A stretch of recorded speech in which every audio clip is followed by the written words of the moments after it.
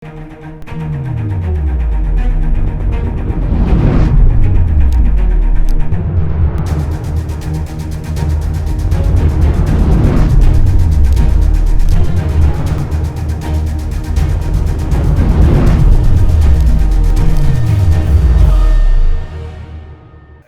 दर्शक, आजको जनता जान्न चाहन्छन् कार्यक्रममा हामी समग्र कोरोनाको बारेमा विशेष चर्चा परिचर्चा र बहस गर्दैछौँ। काठमाडौँ यतिखेर महासङ्कटमा गइसक्यो।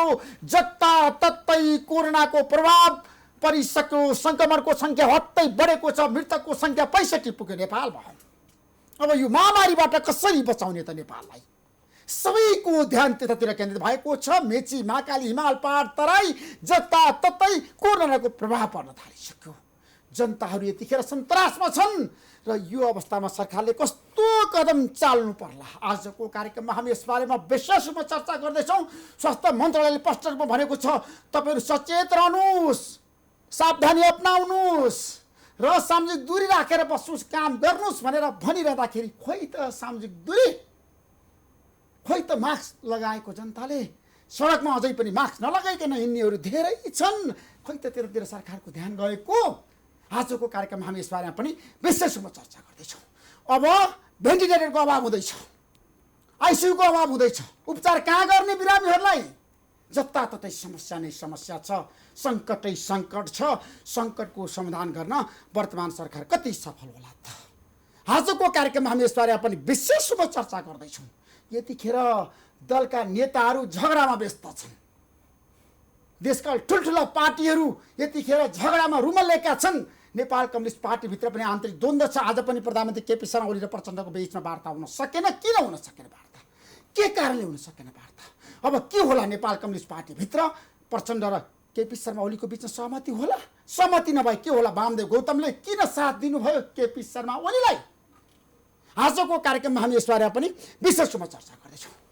प्रमुख प्रतिपक्षी दल नेपाली कङ्ग्रेसभित्र पनि आन्तरिक द्वन्द्व चुलिएको छ। आज पार्टी सभापति शेरबहादुर देउवाले आफ्नो निवास बुलानीले कण्ठमा सबै शीर्ष नेताहरूलाई बोलाएर के भन्नुभयो त? अब कङ्ग्रेस साँच्चीकै महाधिवेशनसम्म विवादै विवादमा रुमल्लिने, फस्ने? काङ्ग्रेसको आगामी महाधिवेशनमा साँच्चीकै नेतृत्व होडबाजीको लागि अहिलेदेखि झगडा गर्ने? यतिखेर झगडा गर्ने बेला हो नेताहरूको? जनताको समस्या समाधान गर्न नेताहरू गम्भीर र संवेदनशील हुनु पर्दैन? आजको कार्यक्रममा हामी यसबारेमा पनि विशेष रूपमा चर्चा गर्दैछौँ। केही समयको विश्रामपछि म पुनः आउनेछु। प्रतीक्षा गर्नुहोस्। जनता जान्न चाहन्छन् कार्यक्रम हेर्दै गर्नुहोस्।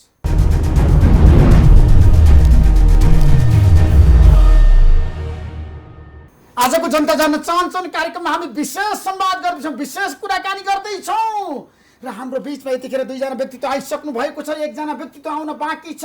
नेपाली कङ्ग्रेसका नेता गोविन्द भट्टराई र चिकित्सक सङ्घका पूर्व अध्यक्ष अञ्जनी कुमारी झा, यहाँहरू दुवैलाई म कार्यक्रम स्वागत गर्छु। गोविन्दजी, के छ? काङ्ग्रेस सुतेर बसेको छ होइन? केही गर्दैन होइन? काङ्ग्रेसले गरिरहेछ। के गरिरहेछ मलाई बताउनुहोस् त? कोरोनाको महामारीमा काङ्ग्रेस कहाँ छ आज? होइन, यस्तो कुरा हो तपाईँको, कोरोनाको महामारीमा काङ्ग्रेसले सरकारलाई समर्थन गरेको छ, एक नम्बर कुरा। अब दोस्रो नम्बर कुरा चाहिँ कोरोनाको सुरुवात सँगसँगै काङ्ग्रेसले सरकारलाई उत्साहित पार्नका लागि 50 लाख रुपियाँ डोनेट गर्यो। अब तेस्रो नम्बर कुरा के हो भने यो चाहिँ महामारीको बेलामा तपाईँलाई लाग्ला कि प्रतिपक्षी दलले सडकमा जुलुस निकालिदिने, गाउँ गाउँ डुल्ने बेला होइन। यो बेला भनेको कस्तो हो भने यो चाहिँ महामारीसँग, यो चाहिँ भूकम्प पीडितको बेला जस्तो, बाढी पीडितको बेला जस्तो टाइम होइन। सबै मान्छेहरू एकजुट भएर चाहिँ त्यहाँ चाहिँ के अरे रेस्क्यु गर्न लाग्ने जस्तो टाइम होइन। यो टाइम कस्तो हो भनेदेखि चाहिँ एकदमै प्लान वेबाट महामारी पनि नफैलियोस् र चाहिँ सेवा चाहिँ समुदायका ठाउँमा चाहिँ सरकारले सेवा पुर्याओस्।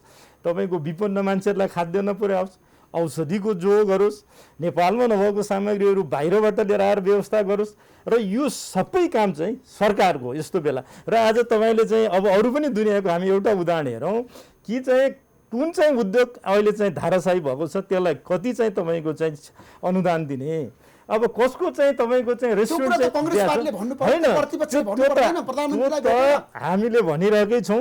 र म नै तपाईँको के अरे समन्वय यो के अरे यो अहिले जो चाहिँ म विभागमा छु तपाईँको चाहिँ के अरे हाम्रो चाहिँ यो सबै चाहिँ के अरे विदेश स्थित चाहिँ नेपाली जनसम्पर्कको म संयोजक छु। म भएदेखि नै सरकारलाई, प्रधानमन्त्रीलाई लिखितै रूपमा त्यहाँ महामारी आउँदैछ, त्यसको लागि तयारी गर, विदेशमा भएका मानिसहरूलाई टाइमली व्यवस्थित रूपले रेस्क्यु गर, र आएको मान्छेहरूलाई यो बजेटै अगाडि रोजगार कसरी दिने हो, तिनलाई कुन कुन ठाउँमा चाहिँ प्लानिङ गर्ने हो, र तिनलाई चाहिँ के अरे कोरोनाबाट कसरी बचाउने हो, कस्तो तपाईँले क्वारेन्टाइन बनाउने हो, र WHO को मापदण्ड अनुसारको क्वारेन्टाइन बनाऊ, सस्तोमा तिनीहरूलाई देशमा लिएर आऊ, जहाजको चाहिँ चार्टर फाइट गरेर कमिसन नखाऊ। यो त हामीले त भनिरहेको तपाईँले भन्नुभएको छ सरकारले कति गरेको छ त्यो हेर्न बाँकी छ गोविन्दजी। म त्यही समयपछि आउने छु तपाईँसँग। हजुर। अब डाक्टर अञ्जनी कुमार झा, तपाईँहरू के हेरेर बस्नु भएको छ? उपचार भइरहेछ बिरामीको? बडा राम्रो प्रश्न गर्नुभयो ऋषिजी। अहिले तपाईँहरूले हेरेर बस्नु भएको छ भन्ने बेला होइन, हामीले के गरौँ भन्ने बेला हो। होइन, आजको बेलामा त्यही भएर अहिले तीनटा पक्ष छन्, आम नागरिक, चिकित्सक र आफूलाई भन्ने यो नागरिक समाज। अहिले यो तीनैजना सक्रिय हुने बेला हो। त्यसैले ऋषि सर क्वेसन कसरी गरौँ भने हामी के गर्दैछौँ, अहिले आज सहकार्य गर्दैछौँ, सहयोग गर्दैछौँ, सावधानी अपनाउनु पर्छ भन्ने आह्वान गरिरहेछौँ। अब आउँ तपाईँहरूको दायित्व हो कि हो। अब तपाईँको प्रश्नको जवाबमा दिउँ। डाक्टरले, स्वास्थ्य कर्मीले नै अहिलेसम्म यहाँसम्म धानेर ल्याएकै हो। तर जुन किसिमबाट मैले पहिले पनि यो तपाईँको इन्टरभ्यूमा भनेको थिएँ, जसरी इन्टरभ्यू लिनको लागि क्यामेरा र दुनियाँभरको चाहियो प्रक्रियाहरू र के अरे इक्विपमेन्टहरू, त्यस्तै गरेर डाक्टरलाई उपचार गर्नको लागि पनि ती सुविधाहरू चाहियो। सुविधाहरू पाएको छैन। आजको म उदाहरण दिन्छु। कुरा सरकारले दिएको छु भने भनेको छ, प्रधानमन्त्री भन्नुभएको, स्वास्थ्य मन्त्री भन्नुभएको छ। अरू कुरामा तपाईँले भन्दै गरौँला। आज मात्र मेडिसिटीमा 2 जना बिरामी भर्ना भएको छन्। त्यसलाई एन्टिभाइरलको औषधि चाहियो। जोसँग पैसा छ त्यसले विदेशबाट सुन्नुभएकै होला, प्लेन चार्टर गरेर औषधि, एन्टिभाइरल औषधि ल्यायो। अर्कोले पटनाबाट ल्यायो। आम नागरिकले कहाँबाट ल्याउने? अनि प्रक्रिया पुरै, मैले सम्बन्धित निकायसँग कुरा गर्दाखेरि प्रक्रिया मिल्दैछ, पेपर वर्क हुँदैछ।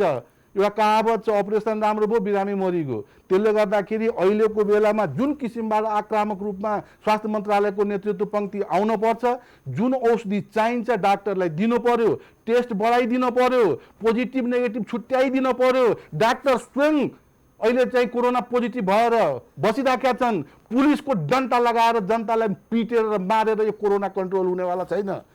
डाक्टर स्वयं, कतिजना डाक्टर तपाईँको पोजिटिभ, कोरोना पोजिटिभ भइसकेको अवस्था छ। त्यसले गर्दाखेरि डाक्टरले आत्मबल बढाउनु पर्यो। चिकित्सक र स्वास्थ्य कर्मीलाई ध्यान दिन पर्यो। अहिलेसम्म जोगाएको चिकित्सक र स्वास्थ्य कर्मी हो। तसर्थ यो देशको आम नागरिक र राजनीतिक पार्टीहरूलाई विशेष गरेर म भन्छु, अहिले आपसमा झगडा गर्ने होइन। 100% टाइम अहिले यो देशमा भएको स्वास्थ्यमा दिनुपर्ने बेलामा उहाँहरूले राजनीतिक खेल खेल्ने होइन। म केही विश्रामपछि पुनः आउनेछु। प्रतीक्षा गर्नुहोस्, कार्यक्रम हेर्दै गर्नुहोस्, जनता जान्न चाहन्छ।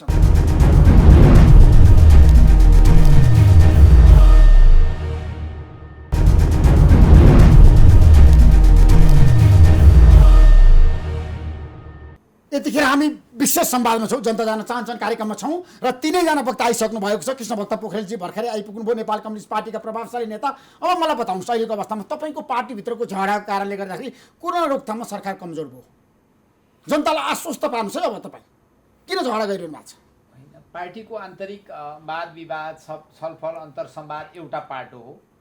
तर कोभिड-19 अथवा कोरोना भाइरस विरुद्धको लडाइँमा सिङ्गो राष्ट्र एकताबद्ध भएर लागेको छ। यहाँ हामी कोही कम्युनिस्ट, कोही काङ्ग्रेस अथवा अरू कुनै अमुक पार्टी छैनौँ। पार्टीको अन्तर्विरोधहरूले यस विरुद्धको लडाइँमा कुनै असर पार्दैन। असर पारेको छ कृष्ण भक्त पोखरेलजी। केपी शर्मा ओली र प्रचण्डको झगडाले गर्दाखेरि मुलुक नै अडिएको बन्दी भएको छ। ऋषिजी, सरकारले गर्ने कुनै पनि क्रियाकलापमा अहिलेको पार्टीको अन्तर्विरोधले बाधा गर्दैन, गर्न हुँदैन।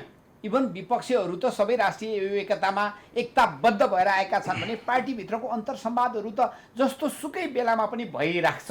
तर हामी अहिले तर सरकार चुकै छ, काम गर्न सकेन, जनताको मन जित्न सकेन, उपचार गर्न सकेन, ऋषिजी रोकथाम गर्न सकेन, नियन्त्रण गर्न सकेन। ऋषिजी, हामीभन्दा धेरै समृद्ध राष्ट्रहरूले पनि यसको तयारी राम्रो गरेका रहेनछन्। यहाँलाई म भनौँ कि अमेरिकामा मास्कसम्म थिएन।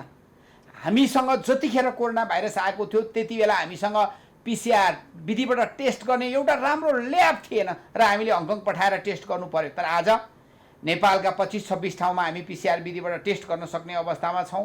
देशभरि यसको एउटा चाहिँ सम्बन्धलाई विकास गरेका छौँ, संरचनाहरू निर्माण भएको छ, उपचारका प्रक्रियाहरू भएका छन्।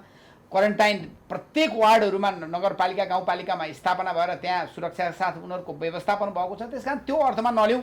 कहीँ समस्या सरकारले राम्रो काम गरेको छ भने तपाईँ भन्न सक्नुहुन्छ आज?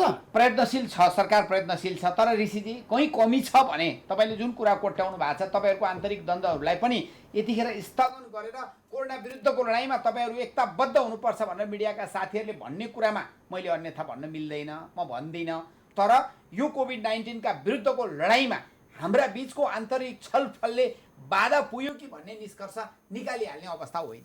तपाईँ भन्नु, सरकारले साँच्चीकै राम्रो काम गरेको छ प्रतिपक्षको आँखामा? कति सफल सरकार? हाम्रो चाहिँ माघको पहिलो हप्तामा एकजना कोभिड पेसेन्ट नेपालमा भेटियो होइन। आज चाहिँ हामी साउनको पनि चाहिँ अन्ततिर छौँ र 6 महिनाको पर्याप्त तयारीको टाइम पाउँदा पाउँदै संसारभरिको अनुभवलाई हेर्ने चाहिँ समय पाउँदा पाउँदै सरकारले जो तयारी गर्यो, मलाई लाग्छ सरकारले केही पनि गर्न सकेन। तपाईँको चाहिँ अब सुरुमा त कस्तो रह्यो नेपालमा, हाम्रो मन्त्रीहरू नै भाषण गर्दै हिँड्नुभयो भने ओहो नेपाल त कोरोना फ्री मुलुक हो, मानौँ कोभिड चाहिँ के अरे भाइरस उहाँहरूले नआइज भनेर नआउने जस्तो गरेर उहाँले वक्तव्यबाजी गर्दै हिँड्नुभयो।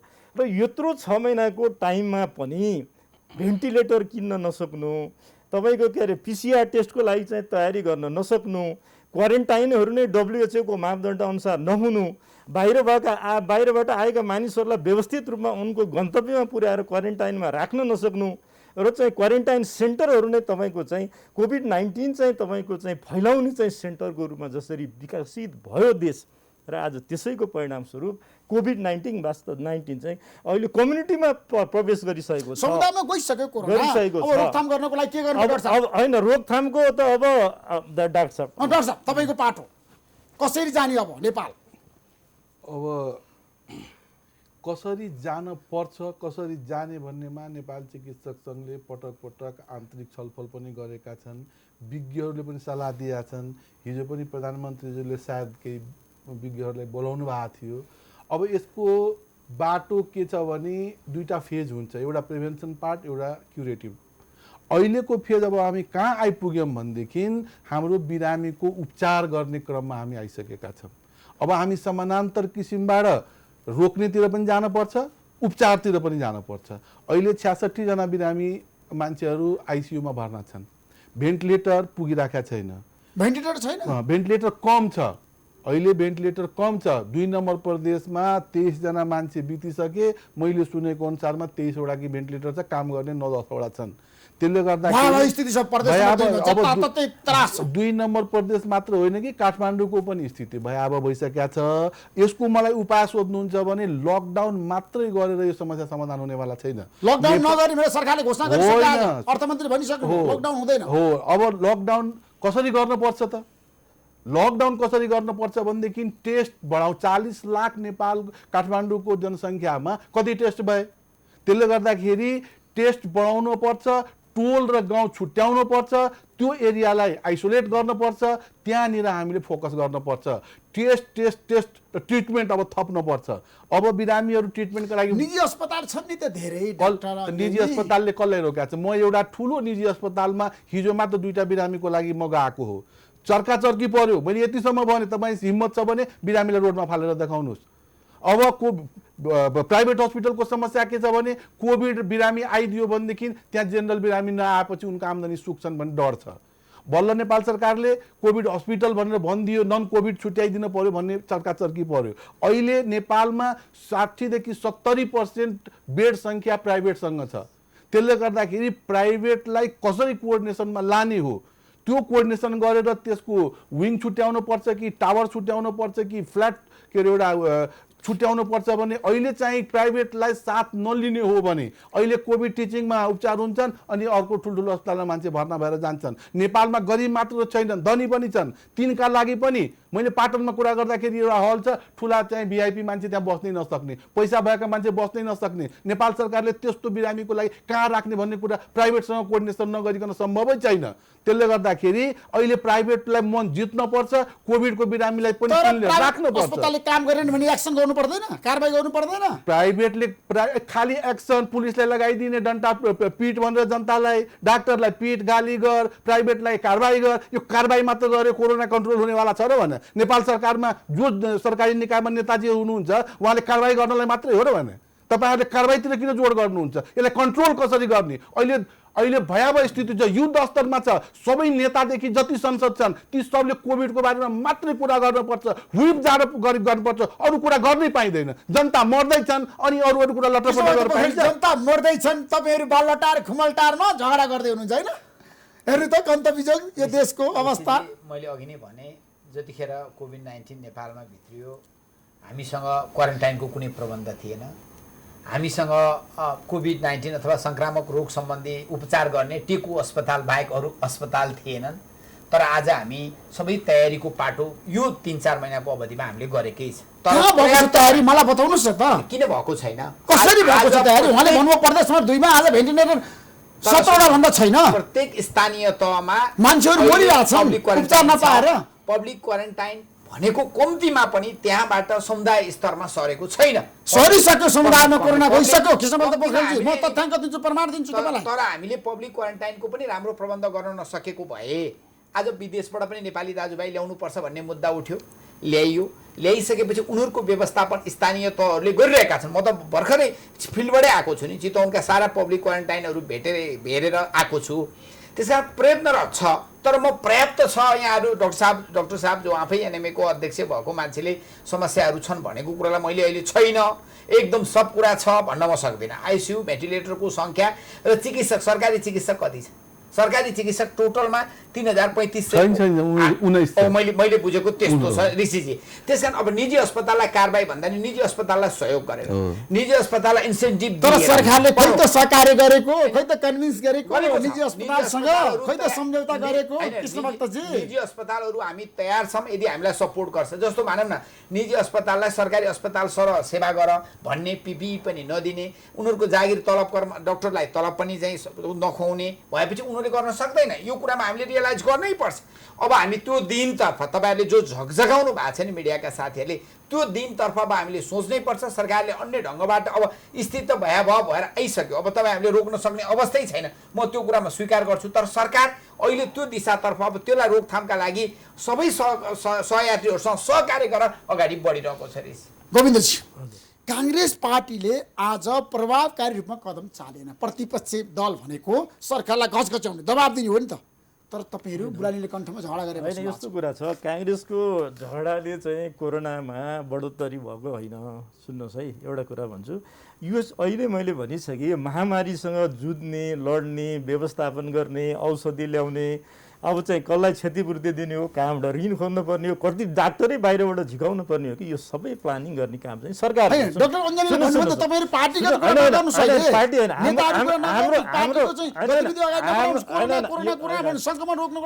यस्तो कुरा के भने कुनै पनि दुनियाँको प्रतिपक्षी दलले महामारीमा त्यसलाई रोक्ने होइन, त्यसले सरकारलाई साथ दिने हो। कोरोनाको केसमा हामी सरकारसँग साथ छौँ, सुरुदेखि नै अहिले के अरे हामी साथ छौँ, अहिले पनि साथ छौँ। र सरकारले प्रभावकारी काम गरेन। सरकारले ल्याएका मेटेरियलहरू पनि राम्रो गुणस्तरको ल्याएन। टेस्ट गर्ने चाहिँ मेसिनहरू पनि चाहिँ सही सलामत ल्याएन। भएका पिसिआर मेसिनहरू पनि बिग्रिए। जति चाहिँ तपाईँको ऱ्यापिड रूपमा तपाईँले चाहिँ मानिसहरूको टेस्ट गर्नु पर्थ्यो त्यो हुन सकेन। नसकेपछि के भयो भनेदेखि चाहिँ यसले एउटा महामारीको रूप लियो। आज यो हामी यो सधैँभरि भनिरहेका छौँ कि हाम्रा कतिपय सांसद साथीहरूले सदनमा समेत पनि सङ्कल्प प्रस्ताव लिएर सरकारलाई ध्यान आकर्षण गराएका छौँ। हामी सबै मानिसहरूले बोलेका छौँ। र यसमा के छ भने हेर्नु, यस्तो बेलामा गुरु योजना तयार गर्ने काम सरकारको, यो मैले यहाँ भनिरहेको छु तर सरकारको आज चाहिँ स्वास्थ्य मन्त्रालयमा बसेको नेतृत्वले के योजना तयार गरिरहेको छ तपाईँ हेर्नुहोस्। त्यहाँको सचिव चाहिँ त्यो विषयको एक्सपर्ट हुन् कि होइनन् तपाईँ हेर्नुहोस्। अब चाहिँ अखिलको राजनीतिक संस्था चलाएर आएको भानुभक्तजी हुनुहुन्छ बिचरा स्वास्थ्य चाहिँ मन्त्रालयमा। अब उहाँलाई केही थाहै छैन जस्तो देखिन्छ। खालि मुखले भनेर मात्र त तपाईँले चाहिँ कोरोना रोकिन्न। त्यसको लागि आज दुनियाँको तपाईँले उदाहरण चाइनादेखिको सबै ठाउँको हेरेर प्लानिङ गराउनु पर्छ। पछि थाहा हुन्छ मैले कति काम गरेको छु भन्ने कुरा, मैले यति धेरै काम गरेँ कोरोना रोकथामको लागि भनेर भन्नुभयो। काम त अब सुन्नुहोस्, काम चाहिँ के अरे भित्र गरेर भएन होइन। काम कस्तो छ भने होला यसले सरकारलाई, सरकारमा बस्नेहरूलाई एउटा चाहिँ यसले चाहिँ यो कोरोनाको के अरे तपाईँ नियन्त्रण भन्दा पनि चाहिँ एउटा कमिसन एजेन्सीको जसरी उहाँहरूले काम गर्नुभयो, कोरोनालाई पनि व्यापारको रूपमा हेरेर जसरी काम गर्नुभयो, चाहे इन्टरनेसनल फ्लाइट माडो रेस्क्यु त होइन नि पैसा तपाईँले भने त्यो नाम होइन नेपालले ल्याउनुपर्छ भने भन्ने तपाईँ होइन मै हो फर्स्ट म्यान तपाईँलाई आज भन्छु मै हो र चाहिँ सस्तो रूपमा ल्याऊ त्यो चार्टर फाइटको नाममा चर्को भाडा लिने विरोधवासी 3-3 चोटि घटाउने र प्रशस्त चाहिँ पैसा लिएर चाहिँ रेस्क्यु गर्ने भन्ने पैसा कसले लियो? तपाईँसँग प्रमाण छ? किन लिएन भन्नुहोस् र किन तपाईँलाई टिकटको तपाईँलाई देखाइदिनु पर्यो मान्छे उपस्थित गराइदिनु पर्यो गराउनुहोस्। तिर्वल डबलसम्म चाहिँ त ठिकै हो चार्टर फाइटमा तिर्वल कमिसनको कसले त्यो खायो त? पनि कमिसन सुन्नुहोस् है दिएपछि। त्यो पनि आफ्नो एयरलाइन्सलाई बिजनेस नदिएर त्यो के अरे यहाँ नै जो चाहिँ आफै चाहिँ टाट उल्टेको संस्था छ त्यसलाई चाहिँ निरन्तर रूपमा चाहिँ तपाईँले चाहिँ सुरुदेखि नै चाहिँ मान्छे बोकाएको भए त्यसले पनि बिजनेस पाउँथ्यो सस्तोमा सर्भिस दिन्थ्यो त्यसलाई पनि सर्भिस नदिएर प्राइभेट एयरलाइन्सलाई त्यो पनि बिचका चाहिँ बिचौलाहरूलाई जसरी चाहिँ उहाँहरूले दिएर आज चाहिँ सरकार एक्सपोज भयो मान्छेहरू चाहिँ रेस्क्यु गर्ने नाममा पनि यो वास्तवमा दुर्भाग्यको कुरा हो र अर्को कुरा तपाईँको चाहिँ मास्कको व्यापार गर्ने काम सरकारको हो तपाईँको के अरे चाहिँ सस्तोमा मास्क ल्यायो भने आज तपाईँ मास्क नलाउनुलाई दण्ड लगाउने भन्नुभएको छ आज हरेक टोलमा चाहिँ मास्क बाँडेको हुनुपर्थ्यो नि त गरिब विपन्न किन्न नसक्नेलाई त मास्क लैजाऊ लगाऊ भन्ने हो त्यो पनि कार्यक्रम छैन सेनिटाइजर छैन काठमाडौँमा यो बर्खामा पनि पानी दिन सकिरहेको छैन सरकारले जतिखेर पनि हात धुनुपर्छ यस्तो व्यवस्थामा चाहिँ सरकार चुकेको अवस्था छ कुनै प्लानिङ छैन र म तपाईँलाई एकै सेन्टेन्समा भन्छु सरकार कोभिड-19 को अगाडि पुरै तपाईँको चाहिँ हारेको अवस्थामा छ पराजित अवस्थामा छ र अब झगडाको त तपाईँले कुरा सुनिहाल्नुभयो प्रधानमन्त्री नै आफ्नै कुर्सी हल्लिरहेको बेला उहाँले के सोच्नु होला स्वास्थ्य मन्त्रीको पनि आफ्नो कुन दिन चाहिँ म फुस्किने हो भन्यो भने त्यो बेला कसरी मान्छेले काम गर्ला घरभित्रकै तनावले सायद उनले अरू यो जति चाहिँ काम गर्न सक्थ्यो त्यो पनि गरिरहेको छैनन् यत्रो मुलुकभित्र आगो लागिरहेछ नेकपा भित्र को प्रधानमन्त्री हुने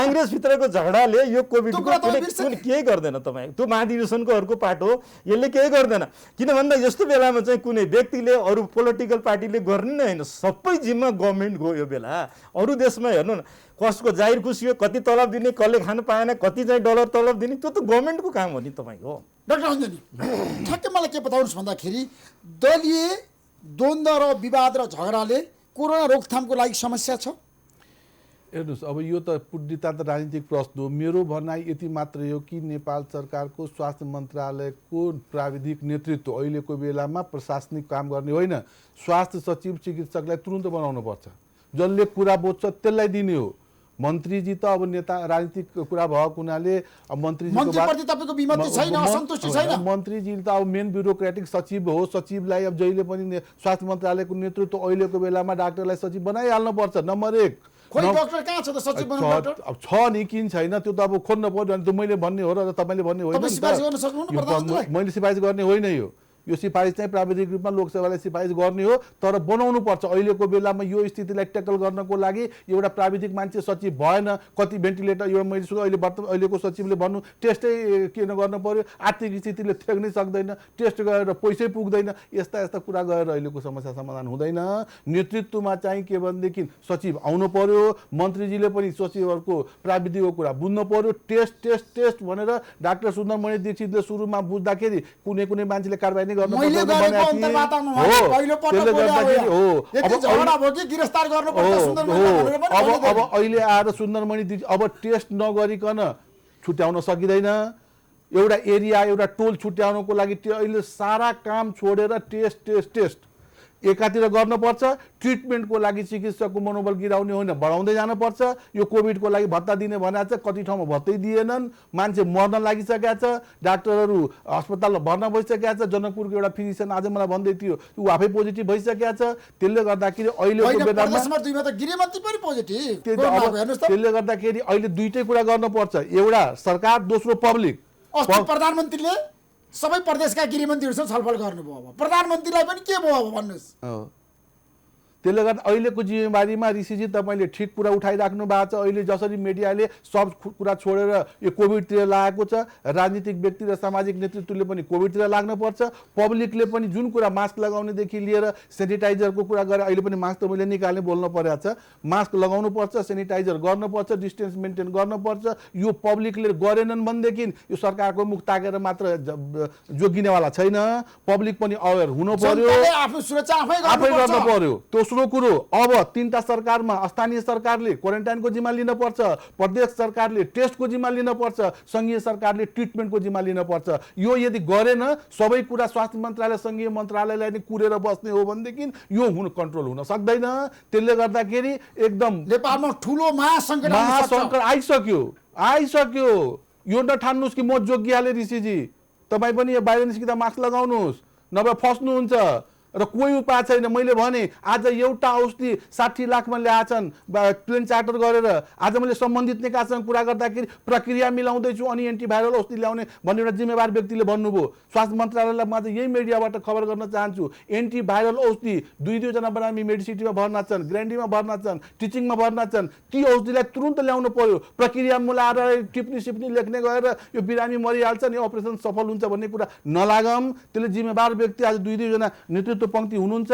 जुन आवश्यक औषधिहरू छ, जुन इन्टरनेसनली प्र्याक्टिस भइरहेका छ, त्यो औषधिहरू डाक्टरलाई दिउँ। डाक्टरलाई पिटाइ खुवाउने वातावरण नबनाऊ। टेस्ट गराइदिउँ, औषधि दिउँ, भेन्टिलेटर दिउँ। नेपालका डाक्टर सक्षम छन्, तिनले उपचार गरेका छन्, गरिरहन्छन्। र यसैमा अप्ठ्यारो परेर अस्ति विराटनगरमा पनि हातपात भइसक्यो डाक्टरमाथि। तपाईँहरूले त डाक्टरलाई त मार्नसम्म लागिसक्नु भएको छ। त्यसले गर्दाखेरि सारा जनता यो कुरा बुझ्न पर्यो, नेताले बुझिदिनु पर्यो। डाक्टरको समस्या बुझे कृष्णभक्त पोखरेलजी, किन भन्नुहोस् त, तपाईँहरू कहाँ हुनुहुन्छ? यो देशको सरकारको काम के हो भन्नु सही मलाई। चिकित्सकहरू अथवा स्वास्थ्य कर्मीहरू फ्रन्ट लाइनमा अहिले सिपाही सराबर काम गर्नु भएको छ। त्यो कुरा तपाईँले बुझ्नु भएको छ, मूल्याङ्कन छ होइन? छ। र उहाँहरूलाई उच्च मनोबलका साथ प्रधानमन्त्रीले पैसा खायो भने कोरोना भाग्छ भने भन्नुभयो। नो त्यो पनि एउटा विभिन्न विधिहरूमध्ये बेसारको महत्त्वको बारेमा उहाँले बताएकोलाई अन्यथा अर्थमा नलिउँ। बेसार हाम्रो आयुर्वेदिक एउटा महत्त्वपूर्ण जडीबुटीको रूपमा मानिन्छ, त्यसमा अन्यथा होइन। तर अहिले यति बेला चिकित्सक फ्रन्ट लाइनमा हुनुहुन्छ, स्वास्थ्यकर्मी साथीहरू सबैको मनोबल उच्च बनाउनु पर्यो। र राष्ट्रले जे हामीसँग 3 त अगाडि उहाँले डाक्टर साहबले बडो राम्रो कुरा राख्नु भएको छ। हामीसँग अहिले पनि क्वारेन्टाइनको अवस्था सुरक्षित राख्नै पर्छ। भारतबाट लुकिछिपी विभिन्न ढङ्गबाट मान्छे आएका आइछ, विदेशबाट पनि त्यत्तिकै मान्छे आएका छन्। अब उनीहरूको सबैको टेस्ट गरेर आएका पनि छैनन्। टेस्ट गरेर आइसकेपछि पनि सर्ने सम्भावना छ। त्यसकारण क्वारेन्टाइनहरू सबै यथास्थितिमा राख्नु पर्यो। सीमाना छ नि भारतसँग नेपालको होइन, भारतमा दैनिक 50-60 हजारको रेसियोमा अहिले देखिरहेको छ। लगातार सीमानाबाट मान्छे अहिले पनि आइरहेछ। जुनसुकै क्षेत्रबाट लुकिछिपी आउन सक्छ। खोइ त सेना बसेको, खोइ त सशस्त्र प्रहरी सेना सशस्त्र प्रहरी त बसिरहेको छ। टेस्ट भएको बसे पनि सीमाबाट मान्छे आइसके टेस्ट गर्नु पर्दैन। खुला छोडेको छ पैसा खाएर। नो मैले पाएको त्यस्तो प्रमाण छ भने तपाईँले त्यसलाई उजागर गरिदिनुहोस्। हामी अहिले सरकारका पक्षधर भनेर यदि गलत गर्ने मान्छेलाई बचाउ गर्ने पक्षमा यो राष्ट्रिय सङ्कटको बेला मैले तपाईँलाई भने यो राष्ट्रिय सङ्कटको बेला हामी कसैलाई बचाउने होइन कि अपराध गर्नेहरूलाई कठघरामा उभ्याउने काम पनि गरौँ। र कसरी हुन्छ कोभिड-19 यो एउटा अहिले विश्वव्यापी समस्या, नट ओन्ली नेपाल। आज समृद्ध राष्ट्रहरू इटली, युरोप जस्ता देशहरूले त यो सङ्कट बेहोरिरहेका छन् भने हाम्रो देशले अहिले तत्कालै किन यहाँ रोग बढ्यो, किन यति मान्छे मरे? अब अन्यत्रको हिसाबले हेर्नुहुन्छ भने जो अहिले हामीसँग जुन सङ्ख्या छ 20-21 हजार भएको ठाउँमा झन्डै 1000 मान्छे मरेका पनि अन्यत्र देशमा देखिन्छ। तर हाम्रो अहिलेसम्मको मृत्यु सङ्ख्याको हिसाबले भाग्यले अथवा विभिन्न हिसाबबाट कमै सङ्ख्या छ। अझै हामी आत्तिहाल्ने बेला होइन। 65 पुगेको छ अहिले। अझै म के भन्छु भने 5 जना 6 जना 7 जना पुग्न थालिसक्यो। तपाईँ मिडियाका साथीहरूले कहाँनिर हाम्रो कमजोरी हुन्छ, हामी 3 करोड जनसङ्ख्या हाम्रो कहाँ कमजोरी छ तपाईँहरू कोट्याउनुहोस्। हामी सुध्रन पर्ने कहाँ छ, हामी तयार छौँ।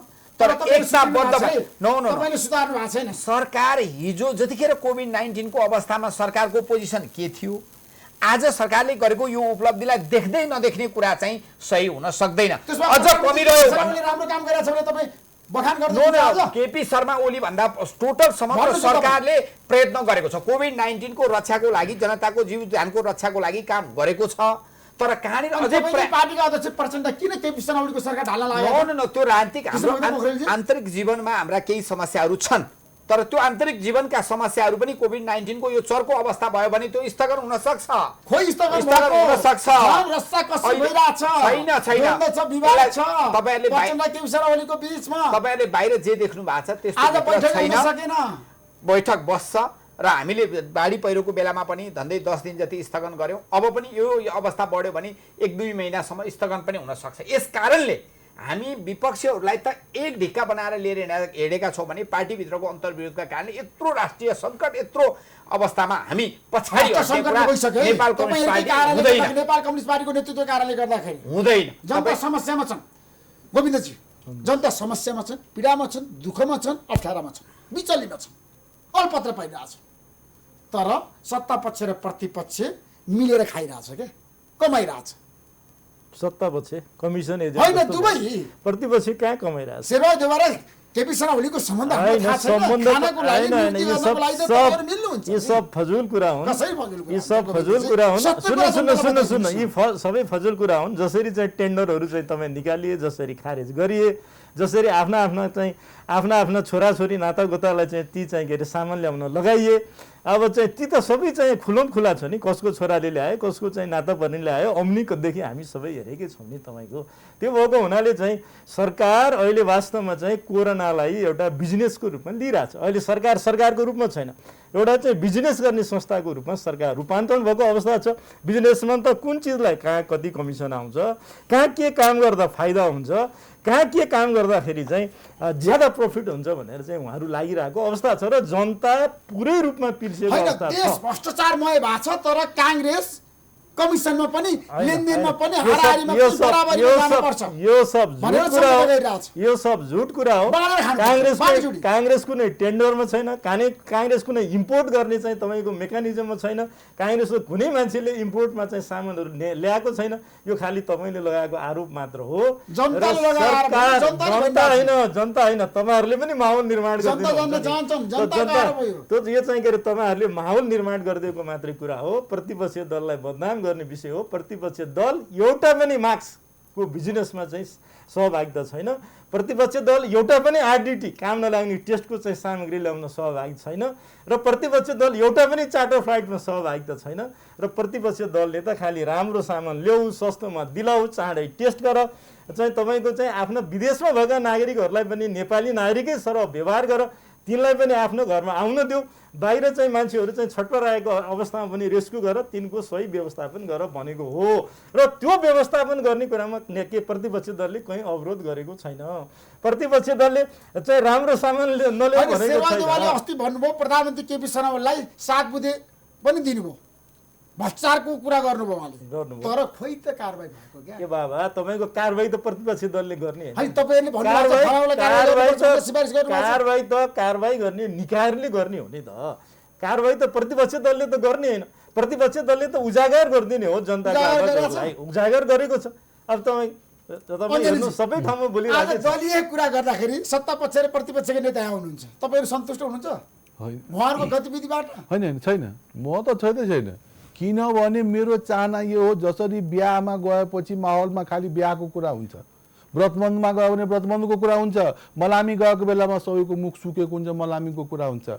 आज यो देशमा आम नागरिकमा परेको यो सङ्कट, संविधानमा लेखेको स्वास्थ्यको मौलिक अधिकार, प्रतिदिन यो लकडाउन खुलिसकेपछि 0.3% डेथ रेट भइसक्यो। यो लकडाउन खुलिसकेपछि मान्छेको मर्नेको सङ्ख्या बढ्दै गएको अवस्था छ। 65 त हो, सरले भनेको ठिक हो, तर यो बढिहाल्यो भने के गर्ने? त्यसले गर्दाखेरि अहिले सम्पूर्ण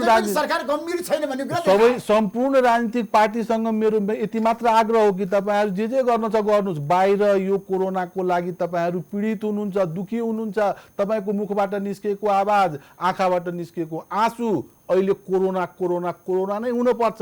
यो लटरपटर यो न्युज तपाईँहरू ऋषि धमलाजी पनि कोरोना भएकोहरू कुरै नगर्नुहोस्। त्यसको लागि तपाईँलाई धन्यवाद छ। त्यसले गर्दा अहिलेको बेलामा यति मात्र सबलाई क्वारेन्टाइन, आइसोलेसन गाउँको मान्छेले थाहा पाइसके। राजनीतिक पार्टीका व्यक्तिहरूले अहिले म्याक्सिमम समय जनतालाई कसरी जोगाउने, डाक्टरलाई, स्वास्थ्य कर्मीलाई कसरी जोगाउने, त्यो त उहाँहरूलाई सोध्नुहोस्। हामीले चाहेको 3टा कुरा मात्रै हो, टेस्ट, उपकरण, औषधि। र हाम्रो उच्च मनोबल राख्न र हामी यदि मरिहाल्यो भनेदेखि हाम्रो परिवारलाई पाल्नको लागि हामीलाई यथेष्ट बिमा या जसरी हुन्छ आर्थिक हाम्रो बच्चाहरू बिचरी नहोस्। म आफ्नो काठमाडौँ क्यान्सर सेन्टरमा काम गर्छु, अहिले त्यहाँबाट आएको छु। 25 जना बिरामी छन्, चितवनको पनि बिरामी आउँछन्, ठाउँ ठाउँको बिरामी आउँछन्। कता हेर्दै जाने कोरोना कसलाई हो कसलाई होइन, हामी जान जोखिममा लागेर काम गर्दैछौँ। यो जोखिम भत्ता पनि कतिपय ठाउँमा चिकित्सक र स्वास्थ्यकर्मीले पाएका छैनन्। त्यसले गर्दाखेरि राजनीतिक नेतृत्वलाई राजनीति गर्ने धेरै टाइम पाउनुहुन्छ। अहिलेको बेलामा उहाँहरूले सबैजना यो कोरोनाको पण्डित भइदिनुहोस्, कोरोनाको बारेमा बुझिदिनुहोस्, सम्पूर्ण बजेट कोरोनामा राख्नुहोस्। टेस्टको लागि पैसा छैन, उपकरणको लागि पैसा छैन, भेन्टिलेटरको लागि पैसा छैन भन्ने नभन्नुहोस्। सारा कुरा हामीलाई दिनुहोस्। हामी जसरी महाभूकम्पमा यहाँ नेपालको चिकित्सकले ज्यान जोगाएको हो, यो कोरोनाबाट पनि हामी पार लगाउँछौँ। जनताले मास्क लगाइदिनु पर्यो, सेनिटाइज बस्दिनु पर्यो, आइसोलेसनमा बस्दिनु पर्यो र नेपाल सरकारले हामीलाई औषधि दिनु पर्यो। उपकरण एन्टिभाइरलको औषधि छैन, भेन्टिलेटरको सङ्ख्या कम भइसकेको छ, जनशक्तिले भेन्टिलेटर गर्न पर्यो। टेस्ट बढाउनको लागि लाखौँको सङ्ख्यामा टेस्ट गर्न पर्यो र टेस्ट गरिकन एरिया छुट्याउनु पर्यो, गाउँ टोल छुट्याउनु पर्यो। लकडाउन गरेर पुरै लकडाउन गरेर यहाँको नेपाली गरिब जनता बाँच्न सक्दैनन्। जहाँ कोरोनाको संक्रमण छ त्यहाँ सिल गर्न पर्यो। काठमाडौँ भक्त पुरै काठमाडौँ सिल। अब यो कुनै तरिका हो? यसरी बाँच्न सकिन्छ?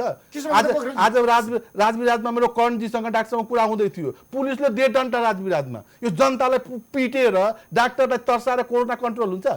यो कर्फ्यू लगाउने हो?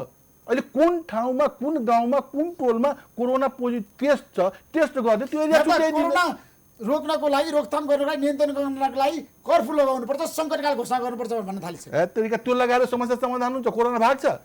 आर्मीको गोलीले कोरोना भाग्ने हो? टेस्ट गरेर एरिया छुट्याउनुहोस्, किता छुट्याउनुहोस्। राजनीतिक किता छुट्याउने बेलै होइन अहिले। तपाईँले डक्टरको पीडा समस्या बुझ्नु भएको छ? ऋषिजी बुझेको छ। सरकारले अहिले बजेट ल्याउँदाखेरि पनि डाक्टर साहबहरूलाई अथवा स्वास्थ्य कर्मीहरूलाई इन्सेन्टिभ दिने कुरालाई नै बजेटमा उल्लेख गरेको छ। अस्पताल जो कुरा गरिरहनु भएको छ, आइसियु भेन्टिलेटरको सङ्ख्या पनि झन्डै डबलको सङ्ख्यामा यस अवधिमा पुर्याइएको छ र प्रत्येक प्रदेशमा तोकिएर डेडिकेटेड हस्पिटलको तोकिएको छ। 7वटै प्रदेशमा कोरोनाको उपचार गर्ने अस्पताल कुन हो भनेर किटानी गरिएको छ। तर प्रश्न कहाँनिर भने जस्तो 2 नम्बर प्रदेशमा ती तोकिएका अस्पताल पनि फुल फ्लेज भइसक्यो भन्ने कुरा छ। कुरा त आयो नि त। त्यसपछि 2 नम्बर प्रदेशमा तपाईँले सहयोग गर्नुभएको, त्यहाँको मुख्यमन्त्रीले भन्नुभएको छ मलाई सङ्घीय सरकारले सहयोग गरेन, डकुमेन्ट दिएन, औषधि दिएन। त्यो सरासर गलत हो। सङ्घीय 7वटै प्रदेशलाई समान ढङ्गले स्वास्थ्य क्षेत्रमा समान ढङ्गले सहयोग गरेको छैन। समान ढङ्गले गरेको छ। अझ 2 नम्बरमा विशेष गर्नुपर्छ। जहाँ समस्या छ त्यहाँ विशेष गर्ने कुराबाट सरकार पछि हट्नु हुँदैन। त्यसकारणले अहिले जो कुरा उठिरहेछ नि, अब हजारौँ कार्यकर्ता परिचालित छन्। हेर्नुहोस्, वार्डमा वडा अध्यक्षहरू त पुलिसको हलदार सराबर बसेर पब्लिक क्वारेन्टाइनमा खाना के खाएका छन्, उनीहरूको सुरक्षा सबै ठाउँ पुलिस पुग्न नि सकेका छैन। ड्युटी दिएर बसेका छन् कार्यकर्ताहरू, ड्युटी दिएर बसिरहेका छन् पार्टीका कार्यकर्ताहरू। त्यसकारणले हेर्नुहोस् त, हेडक्वार्टरमा जानुहोस् त, प्रहरी प्रधान कार्यालयमा सङ्क्रमणको सङ्ख्या भत्तै बढेको छ। तपाईँ सुदूरपश्चिममा जुन एउटा हजारौँको सङ्ख्यामा ऋषिजी म तपाईँलाई भन्छु, दैलेखमा जुन सुरुमा प्रारम्भमा हजारौँको सङ्ख्यामा गएर विद्यालयमा पनि टेक्ने ठाउँ नहुँदा के होला भन्ने थियो नि, त्यो त त्यहीँका कार्यकर्ता राजनीतिक दलकै साथीहरू मिलेर त्यसको सेटल गरे। अब करिब करिब अलिकति शान्त अवस्था बनेको छ। त्यस कारण प्रयत्नै भएन भन्ने कुरा होइन। म ऋषिजीसँग एउटै कुरा, तपाईँ निरन्तर जनताको मनमा सरकार बस्न सकेन। होइन, जनताको मनमा सरकार छ,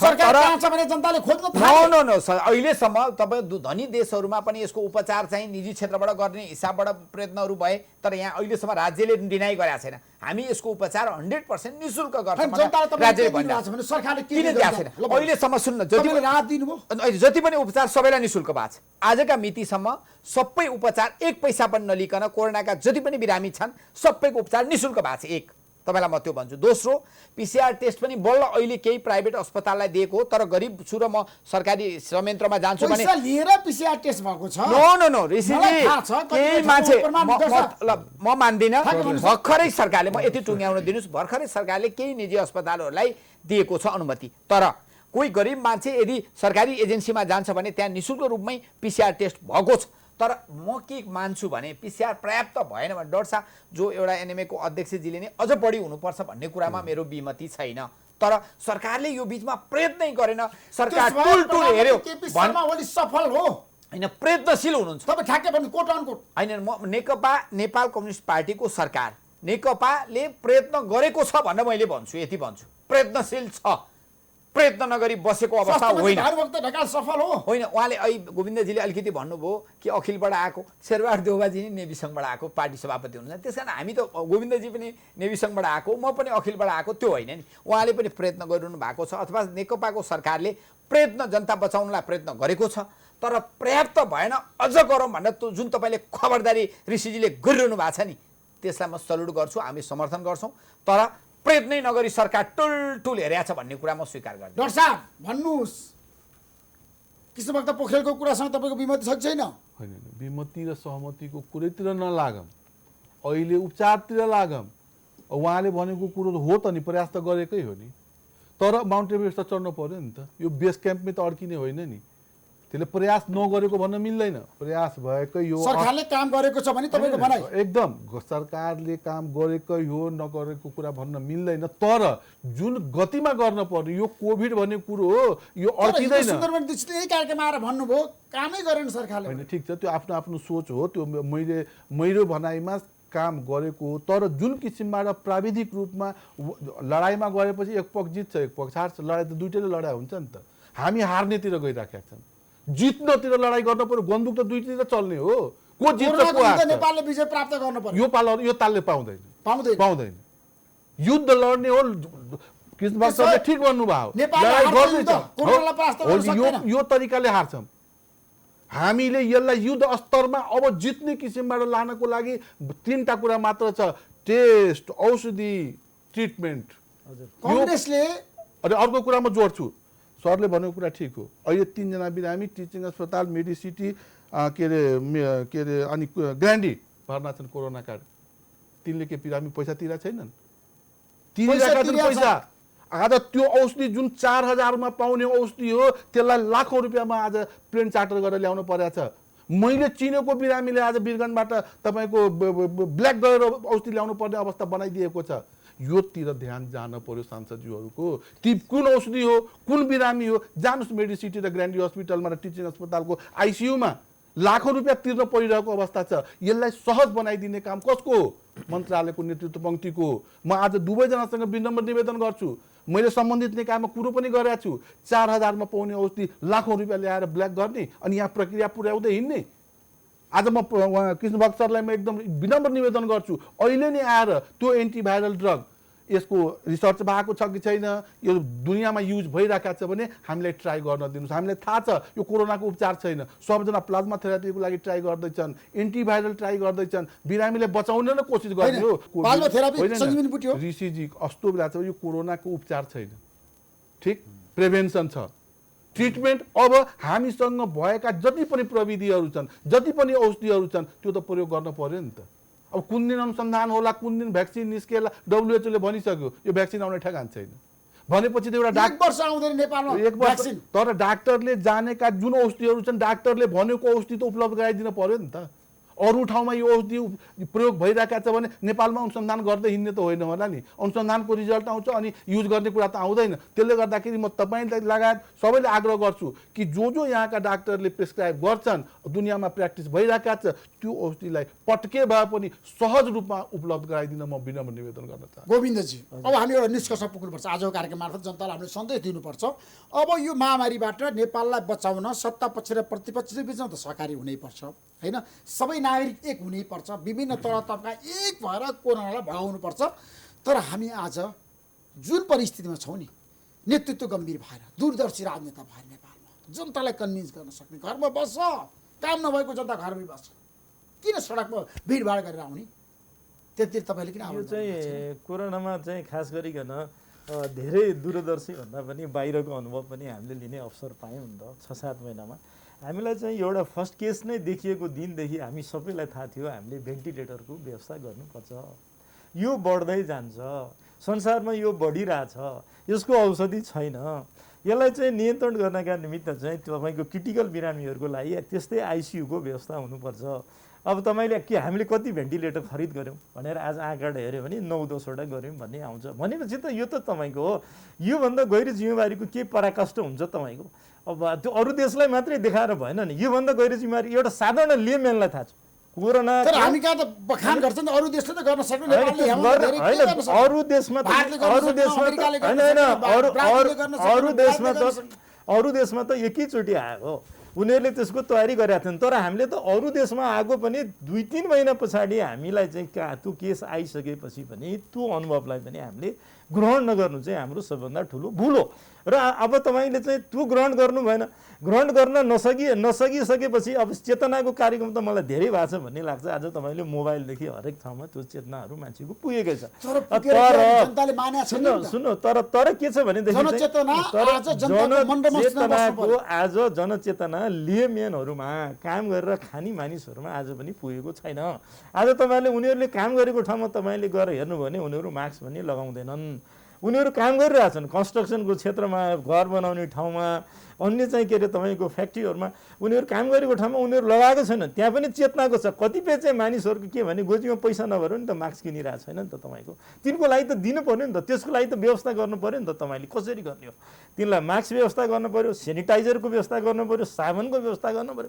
काठमाडौँमा त पानी छैन। अब बाहिरबाट गएपछि नुहाउनुपर्छ भनेर चाहिँ हामी भनिरहेछौँ। लुगा समेत काटेर बाथरुममा छिरेर पानी छैन, हात त पानी छैन, कसरी नुहाउने? भनेपछि जुन रूपले हाम्रो चाहिँ गम्भीरता यो चाहिँ तपाईँको हुन्छ यो पक्का भन्ने सबलाई थाहा छ। यो फैलिन्छ, नियन्त्रण बाहिर जान्छ र यसको लागि संवेदनशील हुनुपर्छ भन्ने सारा दुनियाँलाई थाहा छ। हामीलाई पनि त्यो कुरा थाहा छ। तर त्यो अनुसारको तयारी हाम्रो भएन। र आज चौतर्फी सरकारको दबाब चारैतिरबाट हुँदै पनि डाक्टरहरूले, सामाजिक अभियन्ताहरूले, पोलिटिकल पार्टीहरूले सरकारलाई यति धेरै दबाब दिँदा समेत सरकारले यसमा संवेदनशीलता देखाएन, भेन्टिलेटर किनेन। तपाईँको एउटा डाक्टरको 1 लाखको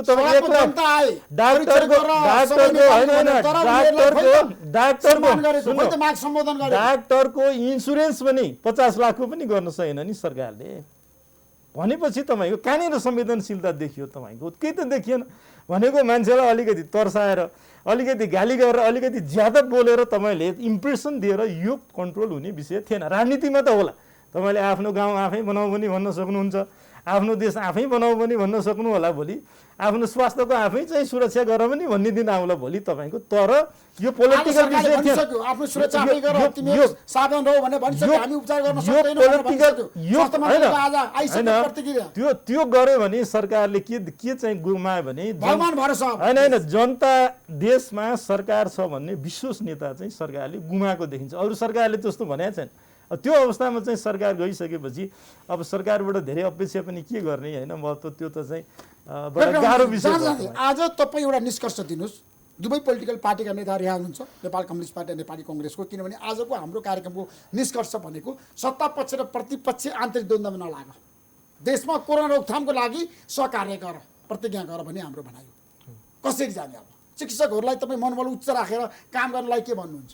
एकदम त्यही त। अहिले आउनुभन्दा अगाडि राजविराजको एउटा डाक्टर कर्नुहुन्छ, तीर्थ डाक्टर साहबले रोएर फोन गर्नुभएको थियो कि हामी के गरौँ, हामीलाई अप्ठ्यारो पर्यो। त्यसले गर्दाखेरि अहिलेको हकमा सही कुरा मैले जुन 4-5वटा कुरा चाहिँ हेर्नु, धेरै गर्नुपर्ने केही पनि छैन। म्याक्सिम नम्बर 1 यो सबभन्दा पहिले त स्वास्थ्य मन्त्रालयको नेतृत्व त सचिव डाक्टरलाई बनाइदिइहाल्नु पर्यो। एक उसले नै कुरा बुझ्छ, यो अरूले सिकेर बुझ्ने कुरा आउँदैन। मन्त्री जोसुकै भए पनि फरक पर्दैन। दोस्रो कुरो टेस्ट एकदमै बढाइदिनुहोस्। सब काम छोडेर टेस्टमा लागौँ र एरिया छुट्याइदिउँ, गाउँ टोल छुट्याइदिउँ। टेस्टमा कति पैसा लाग्छ त्यसमा भ्रम नपरौँ। ट्रिटमेन्ट अबको बेला कस्तो भइसक्यो भने समुदायमा अब सरिसकेको छ, केस बढ्छ, ट्रिटमेन्टमा कहाँ जाने हो? प्राइभेट हस्पिटल, मेडिकल कलेज, उहाँलाई थाहा छ सरलाई पनि 70% बेड प्राइभेटसँग छ। अहिले तुरन्त प्राइभेटसँग कुरा गरिहाल्नु पर्यो। सम्पूर्ण प्राइभेट हस्पिटललाई तपाईँहरू कोभिडको बिरामी पनि उपचार गर्नुहोस् भन्ने निर्देशन दिनु पर्यो। त्यो निर्देशन गर्नको लागि उनीहरूले फ्ल्याट के अरे एउटा विङ छुट्याउने हो कि के छुट्याउने हो, त्यो छुट्याइहाल्नु पर्छ। यो टिचिङ र अस्पतालले सरकारी अस्पतालको भर पर्ने हो भनेदेखि यो सम्भव छैन। तेस्रो कुरो, अब समुदायमा गइसकेपछि तपाईँको त्यहाँ भेन्टिलेटरहरूको आवश्यक पर्छ। अहिलेदेखि नै सरकारले भेन्टिलेटर कहाँबाट किन्ने हो, कसरी किन्ने हो, त्यो उपाय चाहिँ गरिहाल्नु पर्छ। नभएदेखि टेस्ट, भेन्टिलेटर राजनीतिक पार्टीहरूले जे गर्नुहुन्छ यो सबैले सबैसँग यसैको बारेमा प्रिभेन्सन र ट्रिटमेन्टमा लाग्दिनुहोस् भनेर विनम्र निवेदन गर्दै पत्रकार बन्धुहरूलाई पनि अहिले कोभिडमा कहाँ कहाँ कमजोरी भइरहेका छ, कहाँ कहाँ अप्ठ्यारो भइरहेका छ, कहाँ कहाँ चाहिँ के भनेदेखि डाक्टर आफै क्वारेन्टाइनमा गइसकेका छन्, आइसोलेसनमा गइसकेका छन्, त्यसको कसरी गर्ने। अब अहिले 1700-1800 डाक्टर सरकारी अस्पतालमा छन्, अझ पनि दरबन्दी पनि बढाउने, कुन बेला निस्केला कुन बेला होला। अब यस्तो यस्तो कुरामा लागेर आम नागरिक अहिले बाँच्न सक्ने अवस्था छैन। कृष्णभक्त पोखरेलजी, लकडाउन आजको आवश्यकता होइन, त्यसको माग होइन। हामीले लकडाउन गरेर हेऱ्यौँ तर जनजीवन चल्न सक्दैन, लकडाउनले समस्याको समाधान हुँदैन। लकडाउन बाहेकका विकल्पहरू जो डाक्टर साहबले 4-5वटा विकल्पहरूलाई पस्कनु भएको छ, त्यसलाई दृढतापूर्वक सरकारले कार्यान्वयन गरेर जानुपर्छ। हामी राजनीतिक दलले कार्यान्वयन गरेर जानुपर्छ। तपाईँले जो अर्जुन दृष्टि राज्यले अहिले अरू होइन, अब कोरोना रोकथाम मात्रै राज्यको अर्जुन दृष्टि बन्नुपर्छ भन्ने तपाईँ विश्व प्रतिज्ञा गर्नु पर्यो भन्ने तपाईँको भनाइसँग हाम्रो सहमति छ।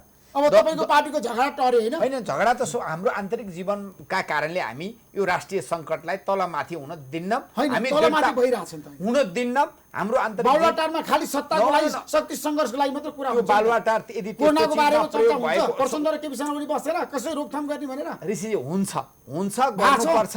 अब दिन प्रतिदिन जो सङ्कटहरू देखा परेका छन्, यो सङ्कटबाट राजनीतिक दल भाग्ने त कुरै छैन, सत्ता पक्ष त भाग्ने कुनै अधिकारै छैन भने प्रधानमन्त्रीलाई तपाईँले हटाउँदै हुनुहुन्छ रे त? नो मनोबल त गिरिसक्यो सरकारको। अहिले सुन्नु, आन्तरिक जीवनमा केही कुरा भए एउटा गतिशील पार्टीमा कहिलेकाहीँ हुन्छ, तर अब यो चिज जब राष्ट्रिय सङ्कट आएपछि हामी पक्ष, सत्ता पक्ष, प्रतिपक्ष सबै मिलेर अर्जुन दृष्टिका साथ हामी यो सङ्कट समाधानका लागि लाग्छौँ। र यसमा मिडियाका साथीहरूले जुन ढङ्गबाट सहयोग गरिरहनु भएको छ, तपाईँहरू निरन्तर रूपमा तपाईँहरू लाग्नुहोस्। हाम्रो तर्फबाट पनि हामी आम जनतालाई जगाउने र यसको विजय हासिल गर्ने होइन त कृष्णभक्त पोखरेलजी। प्रचण्ड प्रधानमन्त्री बन्ने सम्भावना छैन केपी शर्मा ओली पछि होइन। अहिले म अब सरकार ढालेर मेरो गृह जिल्लाको नेता कमरेड प्रचण्ड हुनुहुन्छ, स्वाभाविक हामी नजिक छौँ, सबै नेतासँग म नजिक छु। त्यस कारणले अहिले यो त्यो म अहिले भन्न सक्दिनँ, अहिले म त्यो भन्दिनँ। तर मैले पाएको सूचना सही हो कि होइन? संसदीय दलमा अविश्वासको प्रस्ताव दर्ता गराउने केपी शर्मा ओलीको विरुद्धमा अहिले मलाई ठ्याक्कै त्यो थाहा छैन ऋषिजी। तपाईँलाई थाहा छैन? छैन, आन्तरिक छलफल छ। नेतृत्व गर्दै हुनुहुन्छ? होइन ऋषिजी, त्यो होइन। हामी केही छलफलमा छौँ, तर हामी अहिले यो सङ्कटको घडीमा हामी पार्टीभित्रको झगडालाई स्थगन गरेर एकताबद्ध भएर यो सङ्कटको विरुद्धमा हामी लाग्छौँ ऋषिजी। ढुक्कै हुनुहोस्। गोविन्दजी, सत्ता पक्षलाई प्रतिपक्ष सुझाव के छ? ठ्याक्कै अब निष्कर्ष पक्षलाई हाम्रो सुझाव के छ भने भेन्टिलेटरको व्यवस्था गर, टेस्टको दायरा बढाऊ, जनतालाई अब सङ्कट आउँछ तपाईँको खाद्यान्नको व्यवस्था गर, औषधिको व्यवस्था गर, अब तपाईँको चाहिँ आइसियुको चाहिँ सङ्ख्या बढाऊ, डाक्टरहरू चाहिँ अब भोलिन्टियर पनि डाक्टरहरूलाई अपिल गरेर लिएर आऊ बाहिरबाट। अहिले दरबन्दीभन्दा बाहिर पनि जति डाक्टर छन् आऊ हेल्प गर भनेर चाहिँ सरकारले आह्वान गर्नु पर्यो र त्यसको लागि जे जति पैसा चाहिने हो सरकारले व्यवस्था गर्नु पर्यो। पहिलो जनतालाई चाहिँ ज्यान जोगाउनु पर्यो, उनलाई खान दिनु पर्यो, उनको बाँच्ने अधिकारको चाहिँ सुरक्षा सरकारले गरोस्। त्यसको लागि चाहिँ आफ्नो चाहिँ मातहतमा भएका निकायहरूको पैसा खर्च गर्नु पर्यो। अब पैसै सकियो भनेदेखि फेरि ऋण पनि खोज्नु पर्यो, होइन भने पारदर्शी ढङ्गले पैसा खर्च गरेर यो सङ्कटसँग सरकारले लड्ने नीति कार्यक्रम योजना। लकडाउन कस्तो भने अब लकडाउन चाहिँ हाम्रो चाहिँ माग भन्दा पनि सरकारले स्टडी गरेर के गर्दा ठिक हुन्छ भनेर गर्नु पर्यो। डाक्टर साहबले भनिसक्नुभयो लकडाउनको बारेमा। लकडाउन चाहिँ तपाईँले गर्नुभयो, गर्नु त हामीले गऱ्यौँ पहिला, जुन बेला गर्नै नपर्ने रहेछ त्यो बेला गऱ्यौँ, जुन बेला गर्नुपर्ने रहेछ त्यो बेला गरेनौँ, खोल्यौँ।